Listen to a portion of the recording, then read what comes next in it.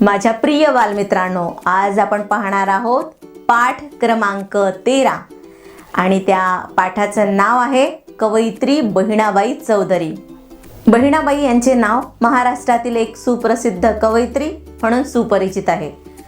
बहिणाबाईंना काव्य निर्मितीचे नैसर्गिक देणे लाभले होते। त्यांचा जन्म जळगाव जिल्ह्यात आसोदे नावाच्या गावी झाला। त्यांच्या 35 कविता सद्यस्थितीत उपलब्ध आहेत। बहिणाबाईंच्या काव्य प्रतिभेची उंची खूप मोठी होती। त्यांनी आपल्या कवितांमधून जीवनातील विविध अनुभवांची छान गुंफण केली होती। त्या स्वतः निरक्षर होत्या, पण त्यांच्या कवितांनी त्या सर्वांच्या आवडत्या कवयित्री ठरल्या। त्यांना ही प्रेरणा आईकडून मिळाल्याची त्या एका कवितेत म्हणतात। शेती काम व घरकाम करीत असताना त्यांना उत्स्फूर्तपणे जे सुचायचं ते त्या गायच्या। ते सर्व त्यांचे पुत्र सोपानदेव चौधरी ऐकायचे व लिहायचे। बहिणाबाईच्या मृत्यूनंतर आचार्य अत्रे यांनी या पुस्तकाला प्रस्तावना लिहून बहिणाबाईची गाणी या नावाने प्रसिद्ध केले आहे। 1952 मध्ये या पुस्तकाची प्रथम आवृत्ती प्रकाशित झाली होती। संपूर्ण महाराष्ट्रात बहिणाबाईंच्या कवितेला खूप लोकप्रियता लाभली।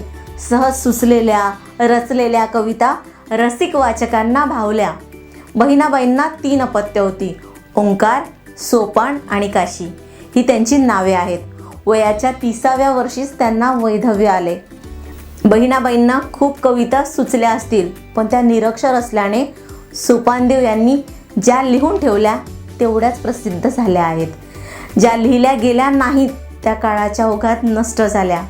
त्यांच्या कवितेचे वैशिष्ट्य असे की त्या ज्या कामावर वस्तूवर काम करीत होत्या त्यावर त्यांनी कविता रचल्या। त्यांच्या कवितेत वेगवेगळे विषय पाहायला मिळतात।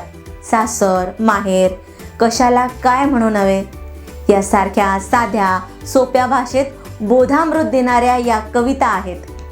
कधी शेतीची वेगवेगळी साधने तर कधी शेतीची वेगवेगळी कामे, जसे पेरणी, कापणी अशा विषयांवर बहिणाबाईंनी कविता रचल्या।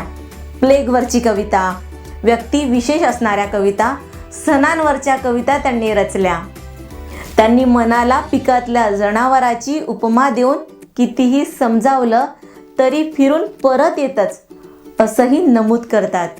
काया काया शेतामंदी घाम जिरव जिरव असा संदर्भ असणारी शेतकऱ्याची, त्याच्या शेतीची, त्यावर असणारी श्रद्धा त्या व्यक्त करतात।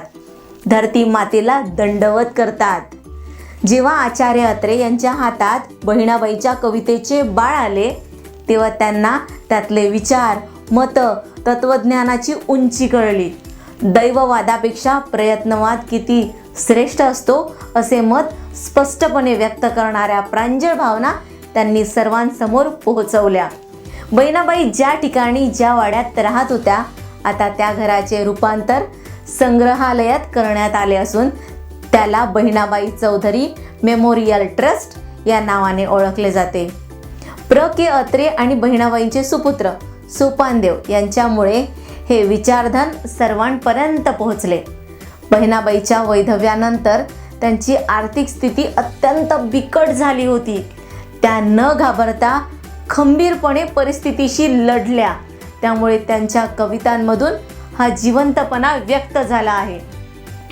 त्यांच्या कविता या काळजाला भिडतात, म्हणूनच उत्तर महाराष्ट्र विद्यापीठाला कवयित्री बहिणाबाई चौधरी उत्तर महाराष्ट्र विद्यापीठ असे नाव देऊन बहुमोल असा सन्मान दिला आहे।